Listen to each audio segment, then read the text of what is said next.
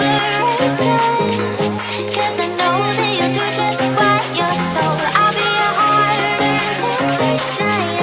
'Cause I know that you'll make it on your own.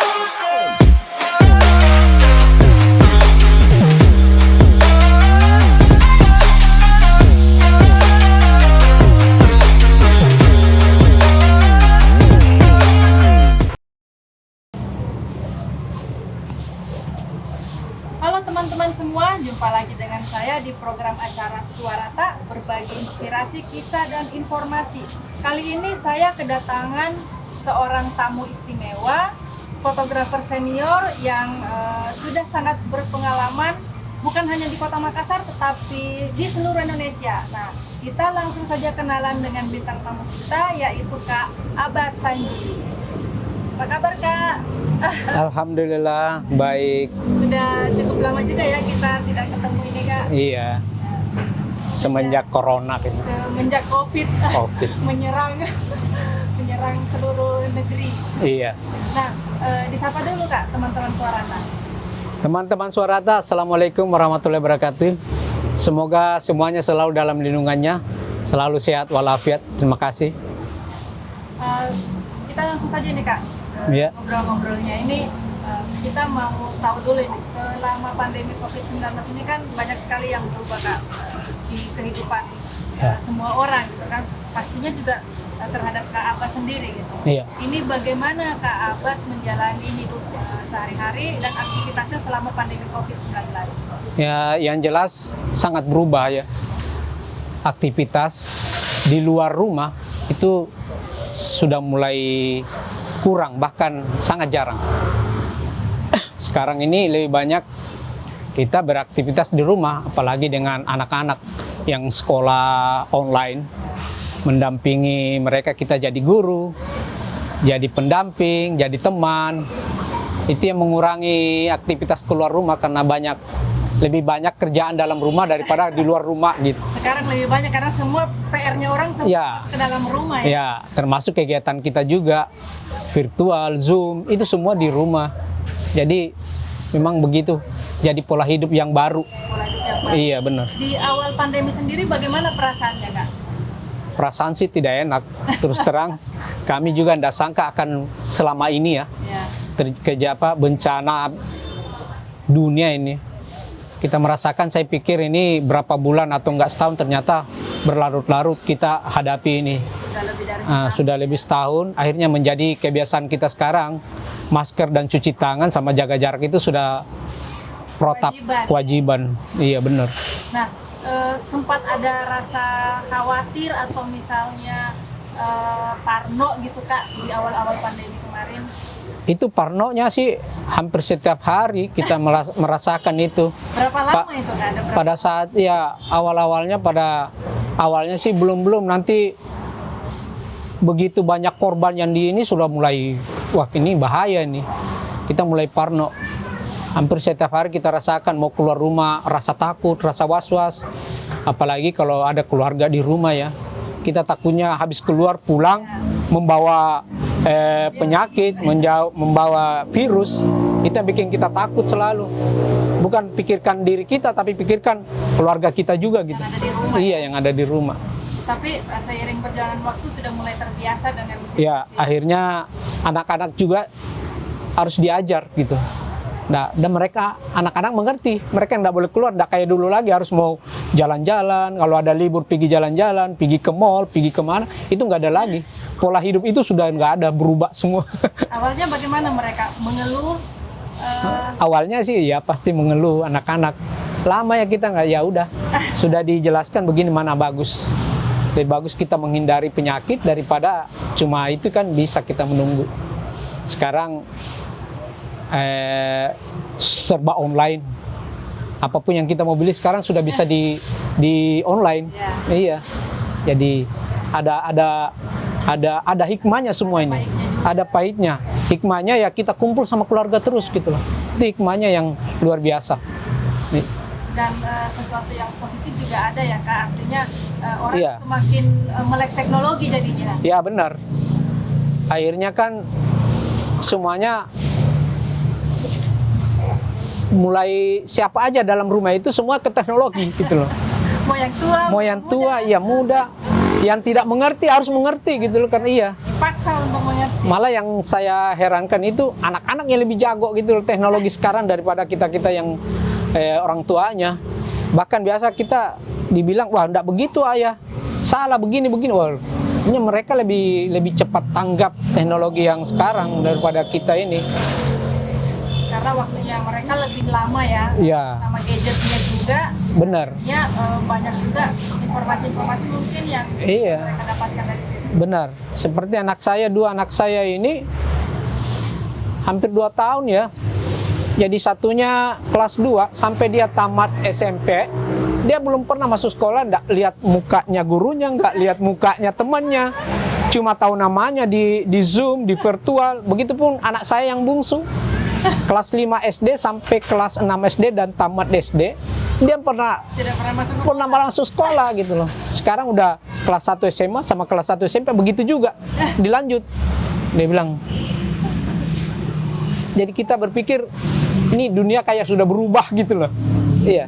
Ya mudah-mudahan bisa terkontrol, bisa dikendalikan lah nanti kan. Insya Allah. Kita juga bisa Insya Allah ini bersosialisasi benar. juga. Ini mudah-mudahan ini adalah ujian bagi kita semua. Dan semoga kita bisa hadapi dan bisa kita lewati ya. Tinggal kita bisa mengerti mengetahui bagaimana cara menghadapinya gitu. Kita ngobrol lagi mengenai profesi nih Kak. Nah, Abas Iya. ini kan lama ya menjadi seorang fotografer di media juga. Iya. Tetapi kita ingin tahu dulu awalnya Kak Abas sampai ingin menekuni dunia fotografi itu bagaimana Kak? Berawal dari hobi gitu loh. Dulu sempat kuliah, tapi itu belum ada jurusan fotografi, Ya, cuma ada mata kuliahnya, itu pun cuma 1 semester. di komunikasi. Iya. Setelah itu kembangkan sendiri. Jadi kami beberapa teman-teman yang hobi yang sama sudah bikin klub-klub kelompok komunitas fotografi. Nah, itu jadi hobi. Tapi dulu kan masih Belum banyak. ya hitam putih. Kita cuma mampu itu dengan film hitam putih dulu analog. Berawal dari situ. Akhirnya jadi hobi, suka dan hobi. Kemudian hobi menjadi suatu bisa menjadi pekerjaan kan lebih enak gitu. Ya. Kalau hobi yang dibayar. Itu makanya banyak yang bilang kalau hobi jadi kerjaan itu Ya. sangat nikmat gitu ya. Nyaman. Gitu. Ya. Betul sekali, Kak. Iya. Akhirnya lama awalnya sih ya freelance aja dulu. Sampai punya aja itu susah banget dulu ya. Punya kamera manual analog itu susah banget. Lebih susah lagi itu beli film sama cetak foto. Zaman dulu kita kan berpikir gitu. Kalau kita motret aja berpikir nggak boleh gagal. Insting ini jalan terus. Wah ini fotonya ini yang terbaik atau ada yang lebih baik lagi ya gitu. Jadi kita ya terbatas. Bahkan satu roll film itu kita bisa pakai berapa kali gitu. Tinggal potong sudah dipakai, dipotong, disimpan. Ya itu awal-awalnya kita motret ya gitu-gitu. Tapi enak. Justru saya berpikir pengalaman itu yang paling bagus. Seorang fotografi kalau belum pernah menyentuh analog itu kamera analog itu instingnya beda dengan digital sekarang. Kalau di digital sekarang biar kita jepret tutup mata bisa lah gitu. Kadang-kadang semua orang juga sudah Semua, bisa. Ya, apalagi ada handphone sekarang. walaupun profesinya bukan fotografer. Bisa fotografer jadi fotografer gitu. Fotografer.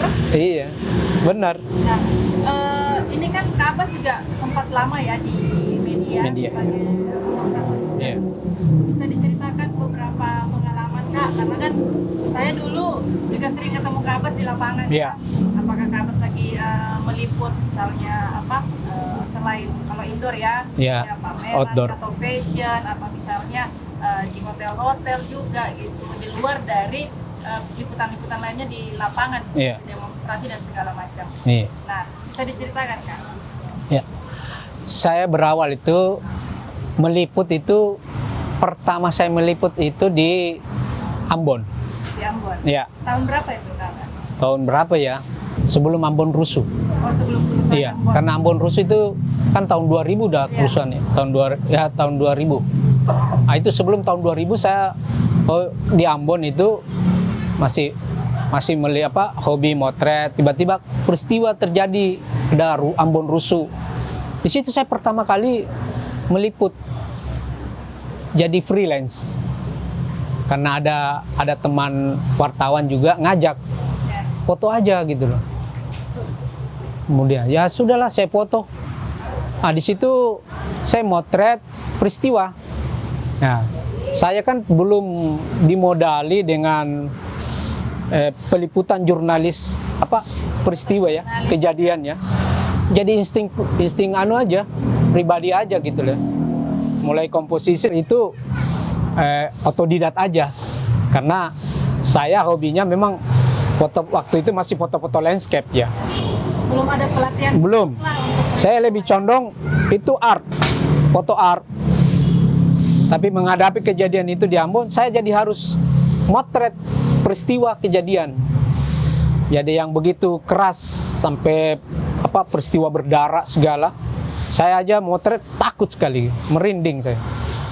Karena saya sendiri merasa terancam gitu. Jadi tapi saya usahakan yang bisa saya jangkau saya foto. Yang saya tidak bisa ya enggak lah. Saya nggak berani gitu. Nah itu berawal. Dengan kondisi di sana ya. Iya, berawal itu sampai peristiwa itu menjadi, saya nggak bisa lupakan ya peristiwa itu.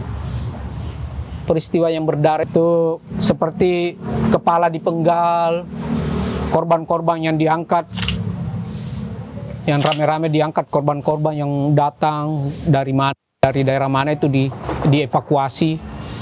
Itu saya saksikan dan di situ saya cuma bisa memang ambil gambar di situ ya. Saya tidak bisa turun ke medan tempat konfliknya langsung, saya nggak berani gitu.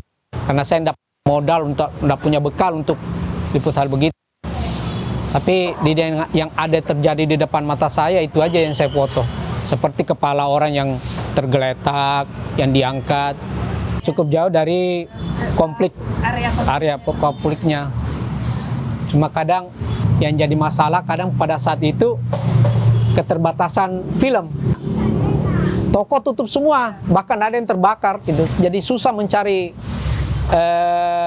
film. Karena kita masih kan analog ya, masih kamera analog. Jadi saya gedor-gedor orang-orang, toko-toko yang menjual. Kebetulan ada tempat langganan saya cetak foto, itu bersedia membukakan, tapi dijamin dia keselamatannya. Karena dia orang Tionghoa, dia merasa takut juga. Saya bilang, aman Pak, kami orang-orang media, kebetulan kami orang-orang media pada sepakat melindungi Bapak. Panggilkan petugas, ada TNI, ada waktu itu marinir yang akan menjaga Bapak. Nah, di situ kami kesempatan membeli film, apa yang ada, mencetak foto. Iya, satu toko yang terbuka itu, karena toko-toko lain udah terbakar, habis jadi. Syukurnya ada yang mau. Itu yang pengalaman saya pertama itu untuk menjadi fotografer jurnalis itu di situ pertama. Dan langsung dapat mencekam. Ya, mencekam betul, mengerikan. Mengerikan. Iya. Kalau di Poso bagaimana? Apakah Abas juga pernah meliput? Di Poso, kalau di Poso itu saya tidak sana. Karena saya setelah di Ambon, saya keluar ke Ambon. Saya keluar Ambon itu setelah rusuh pertama kedua saya keluar. Jadi eksodus. Bawa keluarga, kebetulan kan ada keluarga juga di Ambon. Jadi eksodus, teman-teman. Nah, tapi saya juga diundang pameran-pameran foto peristiwa Ambon sekaligus menjadi pembicara sebagai saksi hidup. Itu yang keliling kampus-kampus. Berapa kampus saya keliling untuk itu, untuk pembicara. Menjadi pembicara Iya. menceritakan kondisi yang terjadi. Ya, yang terjadi di Ambon bagaimana? Iya benar. Saksi hidup. Saksi hidup. Nah, setelah itu kayak di Poso saya tidak sempat, karena hampir bersamaan dengan Timur Leste, lepasnya Timur Leste itu ya, hampir bersamaan. Jadi kembali ke Makassar juga pada saat bergabung kembali ke media ya. Iya. meliput demonstrasi itu rasanya sudah Sudah biasa jadi ya? biasa. Ya. Nah, setelah saya di media, kebetulan di Makassar saya di media, beberapa media ya, mulai dari Fajar Group, saya sudah meliput itu. Ini setelah Ambon, itu sudah biasa. Setelah itu saya resign, pindah ke grupnya Kompas, Tribun Timur. Kebetulan ada buka ya, membutuhkan fotografer, saya diterima di situ. Nah, di situ saya banyak belajar juga. Banyak belajar karena kita juga tetap dilatih atau dituntut sebagai fotografer jurnalis. Karena awalnya kita sebagai fotografer otodidak yang cuma belum mengerti, pahami artinya jurnalis. Nanti bergabung di dua media ini, saya mulai mengerti. Oh, begini ya fotografer jurnalis. Akhirnya ya, tapi dengan ada pengalaman saya untuk meliput peristiwa, saya bisa tinggal mencocokkan bahwa saya pernah hadapi yang begitu-begitu gitu. Jadi kalau ada demo, ada apa, kita udah tahu. Harus posisinya di mana? Posisinya di mana? Harus momen apa yang Benar. diambil. Iya. Momen, apalagi ada keamanan. Kita itu merasa kayak di Ambon kalau ada petugas kita merasa aman gitu loh. Jadi kita berlindung di balik petugas keamanan, tentara, TNI. Nah, begitupun kalau di lapangan ya. Kalau kita meliput, ya kita harus berada di dekat petugas, karena kita merasa aman juga. Iya, keamanan kita juga gitu. Itu yang mungkin yang jadi pelajaran bagi saya pribadi, bagaimana meliput daerah-daerah konflik sama peristiwa-peristiwa. Nah, saya kan lebih suka memang di lapangan gitu. Jadi kalau ada foto demo, foto bencana, foto peristiwa, itu saya lebih suka yang itu, lebih tertantang. Nanti proses lama baru, namanya juga ada sistem rolling, ada pergantian karena media itu bukan milik saya. Media ini milik perusahaan yang harus semuanya, fotografernya itu harus bisa. Iya. Jadi harus bergantian gitu. Nah, ini ada satu yang menarik Kak. Kan Kak Abbas juga sempat menjadi salah satu saksi yang diminta oleh KPK pada waktu itu di kasusnya Angelina Sondakh. Apa Iya. itu betul Kak? Benar. Waktu itu saya meliput geladi pelantikan anggota DPR RI ya, di Senayan. Pada saat itu saya motret, pada saat geladi, saya tidak nyangka kalau foto itu akan menjadi saksi, akan berguna. Karena yang saya foto itu sebenarnya bukan handphonenya Angelina Sondakh, bukan handphone yang BlackBerry-nya itu. Yang saya foto itu Angelina Sondakh-nya, orangnya. Seorang putri Indonesia, mana lagi dia wanita anggota DPR RI. Di situ juga berkumpul orang-orang terkenal, ada Aziz Mas Said, ada Anies Urbaningrum, ada teman-temannya yang lain lagi ngobrol. Nah, saya ambil gambar itu, saya tidak lewatkan, saya ambil berapa frame, mungkin 13 frame itu. Nah, di situ saya tidak menyangka bahwa fokus saya memang bukan di handphone, di orangnya lagi ngobrol. Nah, nanti kejadian itu pada saat kasusnya Angelina Sondakh diangkat di KPK, kemudian dia menyangkal tidak punya BlackBerry pada saat itu. Saya buka-buka file foto saya kan simpan file saya itu, saya simpan rapi di kantor. Kemudian saya buka, saya dapatlah fotonya Angelina Sondakh. Dia pegang handphone yang persis BlackBerry. Cuma memang handphone itu tidak kelihatan tulisan BlackBerry-nya. Tapi kalau dilihat istilahnya itu yang ada tombol di tengahnya itu ya. Nah, itu tahun 2000 kan dia bilang itu tahun 2020 ya baru punya, apa tahun berapa itu dia bilang. Saya lupa, itu udah lama sih soalnya. Itu saya sudah temukan dan saya kasih tahu pimpinan saya di kantor bahwa ini ada fotonya Angelina Sondakh ini waktu geladi. Ya. Dia bilang nggak punya BlackBerry, tapi saya foto di Pemula. Ah, akhirnya diangkat. Berita itu diangkat, heboh. Televisi juga datang, teman-teman media lain datang. Mau ambil gambar itu, saya bilang silakan. Sampai KPK sendiri menyurat ke kantor. KPK waktu itu Abraham Samad ya ketuanya. Kebetulan kita kan kenal sama-sama dari Sulawesi, dan Abraham Samad juga kita kenal, kami sering foto juga dia ya. Dia menyurat akan mau panggil saya menjadi saksi. Pada saat itu juga dia datang.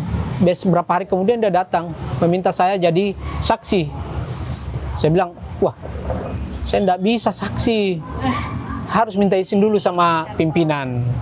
Pimpinan izinkan, setuju ya. Saya jadi saksi. Jadi benar-benar jadi saksi di Benar jadi saksi di KPK. di Jakarta. Di Jakarta saya di KPK itu jadi saksi, dimintai keterangan masalah foto itu. Berapa lama itu? Berapa jam saya diperiksa cuma dimintai keterangan foto. Saya bilang, wah, ini kita jadi saksi ahli saja sekian lama, bagaimana kalau orang yang tersangka ya, dan ruangannya kecil banget gitu KPK. Kemudian selanjutnya dipanggil lagi jadi saksi di pengadilan Tipikor. Nah itu kejadiannya. Berawal dari geladi kalau Engineer Sondak. Iya. Tapi sebenarnya Padahal ketidaksengajaan karena kita tidak berpikir ke sana gitu. Tidak ada maksud juga. Tidak ada maksud. Ya, sebelum kita lanjut, ini kita coba dulu kopi dari Rescam. Soalnya nih ownernya sudah lihat-lihat dari tadi nih Kak. Mau kopinya dicobain. Mbak Amel. Nah, ini Enak, sini enak ngobrol langsung ada kopi. langsung ada kopi.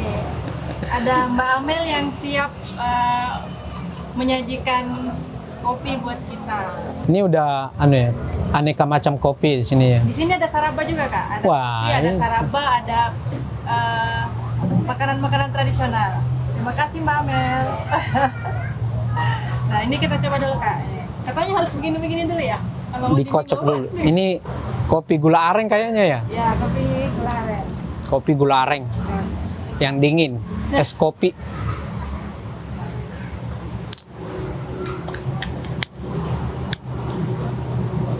Ini dingin-dingin. Enak nih. Segar ya? Bismillah.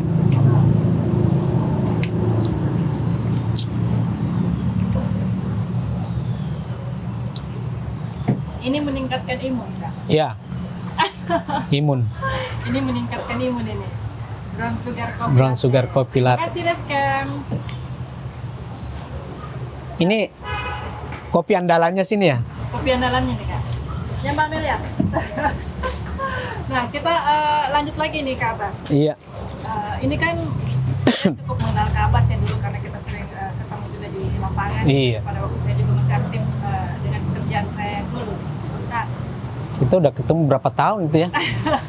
Mulai sebelum di ya, PSM. saya di shopping mall juga. nih. Ya, pernah di shopping mall. Developer di Ya, Tanjung benar. Ya, sampai ini di Sampai PSM, properti ya. sampai properti. Akhirnya ke olahraga. Jauh banget. Harus bisa semuanya. Iya. Harus bisa semuanya. Nah, Yang ini, begitu. yang mau saya tanyakan ini Kak, karena kita udah terbiasa nih lihat Kak Abbas, tiba-tiba ada perubahan Kak. Nah, yang kita lihat nih Kak Abbas apa ya, lebih religius gitu Iya. ya. Yang orang bilang berhijrah gitu. Ini gimana ceritanya nih Kak? Berawal sebagai fotografer jurnalis itu saya berawal dari waktu saya masih di Tribun ya. Saya itu setiap subuh pagi, subuhnya udah lewat pagi. Saya itu setiap pagi dipukul koran. Dibangunkan dengan koran oleh istri saya. Oh. Jadi koran itu dilipat-lipat. Di rumah kan kalau subuh sudah datang korannya. Iya. Itu istri saya sholat subuh, dia sudah sholat subuh, dia lihat koran.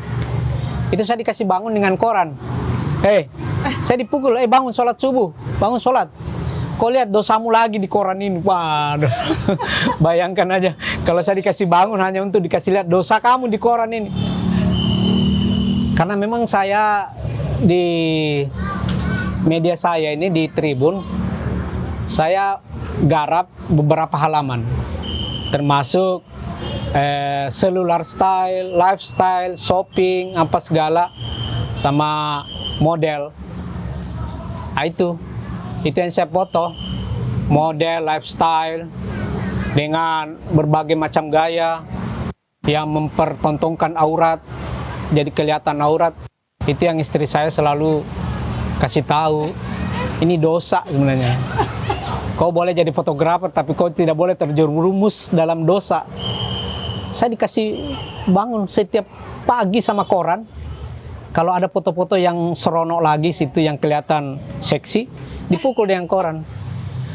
Itu berawal saya mulai berpikir terus, apakah saya harus berhenti atau hijrah dari fotografer. Akhirnya saya berpikir, ya, saya juga sadar memang itu dosa, dan beberapa ustadz-ustadz yang saya datangi, belajar, memang itu dosa dan tidak boleh mempertontonkan aurat, memperlihatkan aurat. Boleh foto, tapi auratnya itu yang tidak boleh. Jadi perlahan-lahan saya berhenti. Seperti sekarang ini saya tidak motret model lagi gitu. Saya tidak di jurnalis lagi, tapi saya juga tetap motret, tapi tidak lagi foto model. Tidak lagi foto yang memperlihatkan aurat. Mungkin berawal dari situ saya perlahan-lahan lagi. Tidak lagi wanita. Boleh wanita, tapi apa ya? Islami, lebih sopan, lebih apa? Yang syar'i, yang bagaimana. Tapi kalau untuk memperlihatkan aurat mungkin tidak lagi. Insya Allah saya terus berusaha menghindari gitu. Dan semoga saya dibimbing terus sama Allah untuk tetap kokoh untuk hal yang apa yang mudarat. Tapi itu kan untuk apa ya, untuk awal mula berhijrah ya. Tetapi untuk berhijrahnya sendiri ini gimana? Perasaan seperti apa? Gitu? Saya merasa lega. Saya merasa bahwa selama ini pekerjaan saya juga berkecimpung sebagian itu terbelenggu ya dalam hal-hal dosa. Saya merasa memang, apalagi kita di usia, saya berpikir saya ini udah mau tua gitu loh. Jangan sampai saya meninggal, saya belum sempat bertobat, dan saya belum sempat minta ampun gitu loh. Jadi insya Allah semoga saya terus dibimbing dan saya hindari yang hal-hal begitu. Dan keluarga tentunya mendukung ya? Keluarga mendukung. Saya berhenti jadi jurnalis juga. Istri saya memang juga mendukung. Bilang kalau memang enggak sanggup, ya berhenti aja. Saya berhenti. Karena memang berat. Jadi seorang fotografer jurnalis itu bukan cuma model atau aurat, kita bisa membuat dosa.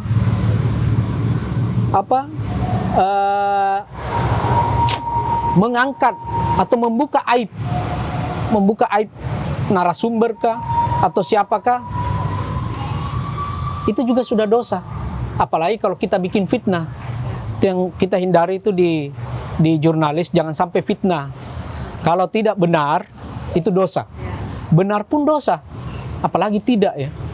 Benar memang dia seorang ini, tapi kan aib, menceritakan aib orang itu dosa. Apalagi kalau kita memfitnah orang. Daripada bingung juga ya nanti tinggalkan. Ya lebih baik kalian ditinggalkan saja gitu. Tinggalkan daripada saja. Bingung melihat apakah ini dosa, ini tidak gitu. Saya rasa benar. Sekalian ditinggalkan. Benar.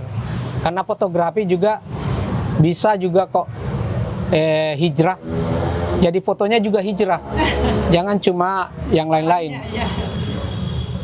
Saya rasa kita bisa motret yang tidak harus berkecimpung di dosa atau di aurat-aurat. Banyak kok. Allah menciptakan dunia ini penuh nikmat yang luar biasa. Itu sudah menjadi objek foto untuk yang sangat bagus. Banyak lah. Banyak Alam juga. alam. Macam-macam. Tapi bagaimana caranya kita mensyukuri apa yang ada saja gitu. Dan pastinya apa rezeki juga tidak Rezeki sudah diatur. aja ya, Iya. kan memang sudah diatur. Jadi apapun rezeki sudah diatur. Kita tidak usah Khawatir. khawatir. Saya terus terang, biasa ada kan Ustadz mengatakan kita hidup itu paling bagus itu seperti burung. Pagi-pagi keluar, sebelum maghrib dia sudah ada di rumah gitu loh. Kita manusia begitulah hidupnya. Jangan terlalu memaksakan duniawi, mencari harta, mau menumpuk harta, mencari rezeki yang terlalu sampai malam. Kan di rumah ada, besok ada, karena rezeki sudah diatur. Kita sudah tidak usah takut rezeki kita hilang atau tertukar atau diambil orang. Karena rezeki Tidak pernah. ya, Cuma namanya ikhtiar, berusaha. usaha. Ya, tapi berusaha, tapi paling bagus kan berusaha kalau diniatkan dengan ibadah. Kita bekerja berdasarkan ibadah. Kita mencari rezeki karena ibadah. Itu lebih bagus. Sehingga kita dapat yang halal, yang diridhoi. Itu walaupun sedikit, tapi nikmatnya itu lebih diterima. Rasa juga, Ya, gitu. karena kita mencari nafkah untuk keluarga kita, anak-anak kita. Kita mencarikan nafkah yang betul-betul mendapat ridho, yang halal. Ini mendengarkan Kapas ini bukan hanya dengar cerita mengenai pengalaman beliau sebagai fotografer, Iya. tapi rasanya dapat siraman rohani juga ini. Nah, Semua orang akan ke sana. Kita mau ke sana. Cuma ada kata-kata tidak siap, ada yang belum siap. Tapi insya Allah tinggal kembali kepada diri masing-masing. Kapan dia siap, dia akan tahu. Kapan dirinya siap, dia akan tinggalkan. Cuma memang hijrah itu memang kita tidak boleh setengah-setengah. Maksud saya, nanti aja dulu, ini aja dulu. Nggak, langsung aja hijrah full semua. Apa yang dilarang agama, tinggalkan. Jadi kita mengikuti saja awalnya sunnah Rasul. Apa yang dikerjakan Nabi itu lagi bagus. Apa yang Nabi tidak pernah lakukan, tidak usah lah. Iya, Nabi kita kan contoh, panutan. Nah, Iya. sebelum kita closing ini Kak, kita ingin Kak Abbas sampaikan mungkin pesan-pesan kepada teman-teman yang ingin menjadi fotografer gitu di masa-masa saat ini Kak. Mungkin motivasi atau apa, silakan.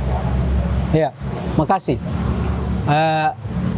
Saran saya, apalagi di zaman sekarang ini, fotografi itu sangat diminati, sangat banyak. Karena teknologi, zaman digital, dari kamera aja sudah begitu canggih. Apalagi handphone, siapa saja sudah bisa jadi fotografi. Dan yang satu yang perlu diingatkan, hati-hati. Karena sudah ada undang-undang IT segala, hati-hati mengupload foto, terutama yang pornografi, yang radikalisme, atau hal-hal lain yang sifat negatif. Gunakan atau manfaatkan digital itu, kamera Anda, dengan yang bermanfaat untuk banyak orang, untuk diri Anda. Terutama karena itu akan dihisap, akan dipertanyakan nanti. Akan dipertanggungjawabkan. Dulu saya pernah bertanya ke beberapa ustadz, fotografi itu halal apa haram, ustadz? Ada ustadz sebagian mengatakan haram, ada ustadz sebagian mengatakan tidak. Yang penting jangan kau foto yang memang dilarang. Kembali lagi, iya. Jadi teman-teman fotografi, manfaatkanlah momenmu, fotomu hal-hal positif. yang positif.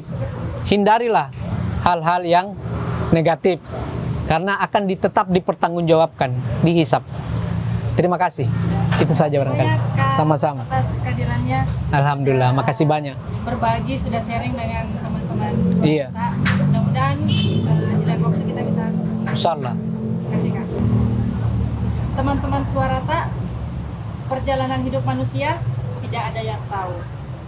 Untuk bisa menjadi manusia yang lebih baik, sebaiknya kita mengikuti kata hati dan terus menjalankan apa yang diperintahkan oleh agama. Saya Andi Widya Satswina, pamit undur diri. Sampai jumpa.